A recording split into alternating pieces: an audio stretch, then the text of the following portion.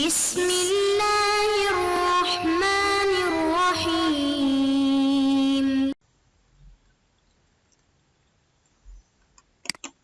औज़ुबिल्लाहि मिनश्शैतानिर्रजीम बिस्मिल्लाहिर्रहमानिर्रहीम। अज़ीज़ तलबा इकराम, हम अम्र दुव्वम में वज़ा की अक़साम के बारे में बता रहे थे, जिसमें हमने वज़ा की नहवे वज़ा के एतबार से दो अक़साम वज़ा तायीनी और तायुनी को पिछले दर्स में पढ़ा। इस दर्स में हम वज़ा की दूसरी तकसीम के बयान में हैं कि मलहूज के एतबार से वज़ा की कौन सी अक़साम है और उनकी माना और मुराद क्या है।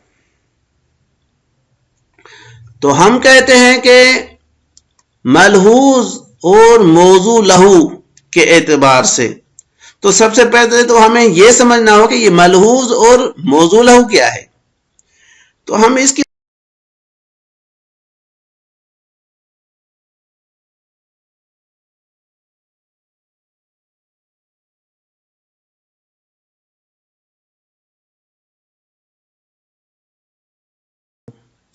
लेकिन इससे पहले कि हम किसी माना के लिए लफ्ज को वज़ा करें, उस चीज को जिसके लिए हम लफ्ज को वज़ा करना चाह रहे हैं उसको अपने जहन में लाना जरूरी है।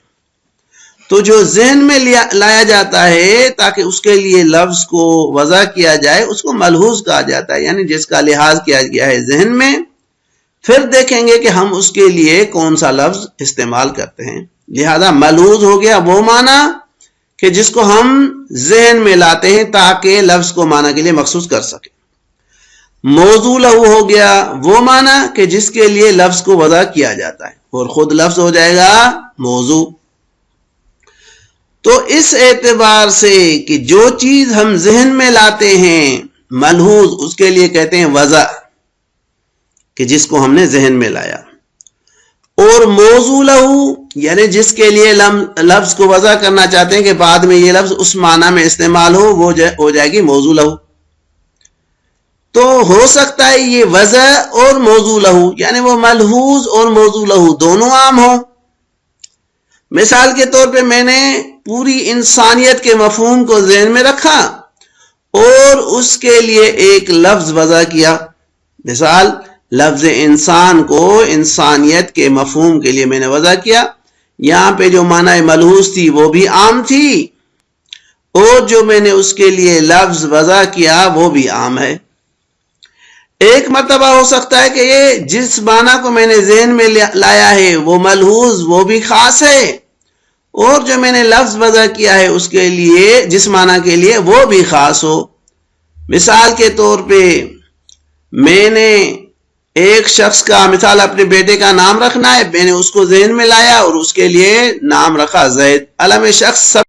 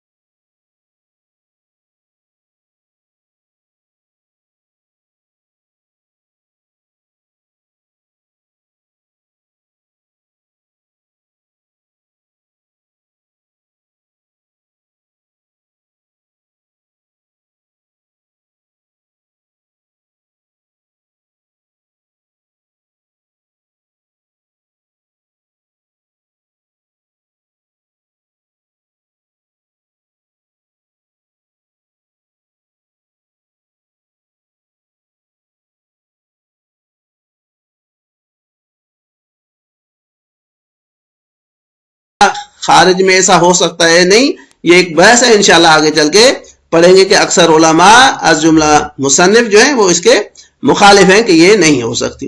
लिहाजा सबसे पहले तो हम इन 3 अक़साम को इबारत में हल करते हैं, उसके बाद दीगर इश्कालात की तरफ जाते हैं। लिहाजा मुसन्निफ फरमाते हैं कि सुम्मा इन्नल मलहूज हालल वज़, यानी वज़ा के वक्त जब हम किसी लफ्ज को किसी माना के लिए वज़ा करना चाहते हैं तो वो माना हो जाएगी मलहूज। वो मलहूज जो है इसकी अक़साम है, इम्मा यकूना माना आमन, ये मलहूज या तो एक आम माना होगा, फयूज़उ लफ्ज़ु लहू तारतन, अब अगर माना आम है तो इसके लिए अगर लफ्ज वज़ा हो तो 2 तरह से वज़ा हो सकता है। लिहाजा कहते हैं एक मर्तबा लफ्ज वज़ा होता है लहू इस माना आम के लिए, मिसाल हमने दिया जैसे इंसानियत की माना को ज़हन में रखा जाए, मफ़हूम को ज़हन में